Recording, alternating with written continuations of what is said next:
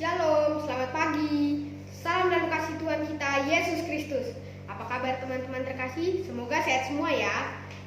Bersama saya Arel Catarigan yang imut dan segar. Maksudnya segar imannya.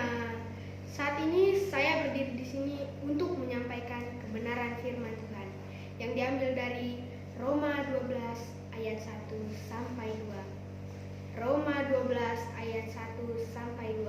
Demikian firman Tuhan berbunyi. Karena itu, saudara-saudara, demi kemuliaan Allah, aku menasihatkan kamu supaya kamu mempersembahkan tubuhmu sebagai persembahan yang hidup, yang kudus dan yang berkenan kepada Allah. Itu adalah ibadahmu yang sejati. Janganlah kamu menjadi serupa dengan dunia ini, tetapi berubahlah oleh pembaruan budimu, sehingga kamu dapat membedakan manakah kehendak Allah, apa yang baik, yang berkenan kepada Allah, dan yang sempurna. Tema kita adalah agen perubahan. Tujuannya anak KKR memberikan dampak positif dalam bergaul.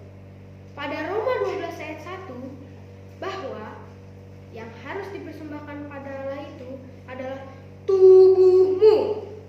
Maksudnya bukan kita menyerahkan tubuh kita untuk dibunuh. Kalau seperti itu, bodoh dan matilah kita. Maksudnya di sini Paulus mengatakan bahwa seluruh pikiran kita, perkataan kita, perbuatan kita, dan seluruh kemampuan dan kegiatan kita harus dipersembahkan kepada Tuhan. Pada Roma 12 ayat 1 ini ada kata mempersembahkan berarti penyerahan total. Artinya selain tubuh kita tidak ada kurban lain yang harus dipersembahkan orang Kristen. Bagi orang Kristen, ibadah kurban itu sudah tidak berlaku karena Allah sendiri telah menyediakannya, yaitu kematian Yesus Kristus sudah cukup untuk selama-lamanya. Maka bukan pemberian kita yang Tuhan kehendaki, tetapi Dia menghendaki kita sendiri. Oleh karena itu, persembahan itu disebut persembahan hidup, yang artinya kita melakukan penyerahan diri, menempuh kehidupan baru dan menjauhi dosa. Itulah yang dikatakan ibadahmu yang sejati. Teman-teman, terkadang kita sering melakukan kegiatan pergaulan, baik dalam lingkungan sekolah, lingkungan rumah, atau di mana saja. Oleh karena itu, kita harus pandai memilih teman. Apabila tidak pintar memilih teman, maka kita akan terjerumus ke hal yang negatif, seperti narkoba, pergaulan bebas, tawuran pelajar, minuman keras, dan rokok. Masih banyak yang lainnya. Terkadang pikiran atau emosi kita sebagai anak remaja atau KKR masih suka labil, masih suka ikut-ikutan. Pada Roma 12 ayat 2 ini dikatakan berubahlah oleh pembaharuan budimu. Maksudnya yang diharapkan di sini ialah perubahan hati yang terwujud dalam seluruh kehidupan. Kenapa kata budi yang dipilih bukan kata wati? Karena kata budi dipilih berhubungan dengan kelakuan manusia. Jadi yang berubah bukan pikirannya saja, melainkan pusat kemauan kita dalam mengambil keputusan yang menentukan tindakan-tindakan kita. Kita tahu bahwa anak KKR, khususnya tanggung dan remaja, pasti mempunyai pergaulan masing-masing.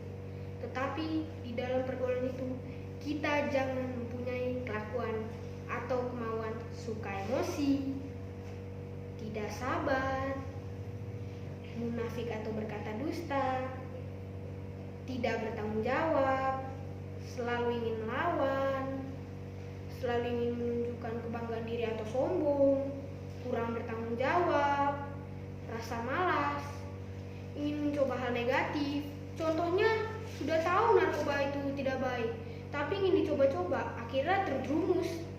Tetapi hendaknya anak KKR atau tanggung dan remaja memberikan dampak yang positif, atau bisa dikatakan pergaulan sehat, misalnya pemaaf, jauh dari rasa iri dan dengki, berusaha menepati janji, sopan dalam bertutur kata, selalu senyum. Ini saya banget loh. memiliki prasangka baik, peduli dengan teman yang kesusahan. Firman Tuhan mengingatkan bahwa kita jangan serupa dengan dunia, tapi kita harus berubah dalam sifat dan budi kita. Contohnya seperti bermain HP tanpa mengenal waktu. Dan sekarang kita harus lebih menyukai kehidupan yang lebih berguna. Misalkan suka menyanyi di depan gereja atau lainnya. Bagaimana dengan kita sebagai anak KKR? Apakah kita perlu berubah atau tidak perlu berubah?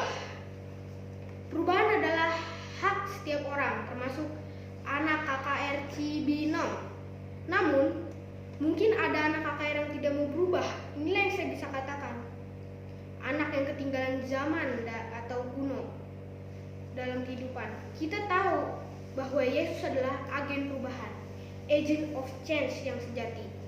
Yesus merupakan agen perubahan yang sejati karena dia juga buat rancangan damai sejahtera dan bukan rancangan kecelakaan, dan memberikan pada kita hari depan yang penuh harapan. Yesus membawa perubahan kecanggihan teknologi karena berkat dan anugerah darinya. Oleh karena itu kita wajib menjaga untuk kebaikan manusia. Ada beberapa cara bila kita benar-benar ingin berubah. 1. Kita harus bertobat. Terdapat di kitab Matius 18 ayat 3. 2. Kita harus membuang segala sesuatu yang kotor dan jahat. Terdapat di kitab Yakobus 1 ayat 21. 3. Kita harus selalu hidup dalam terang. Terdapat di kitab Lukas 11 ayat 34 sampai 36. Kita tidak perlu takut untuk berubah ke arah yang lebih baik karena Tuhan melindungi kita. Ada di kitab Yosua 1 ayat 9. Jadi pada Roma 12 ayat 1 ini isinya merupakan nasihat-nasihat khusus di dalam ayat tersebut. Kita menemukan garis merah kehidupan orang Kristen, yang mana kehidupan seorang Kristen itu merupakan kemurahan Allah untuk diri kita.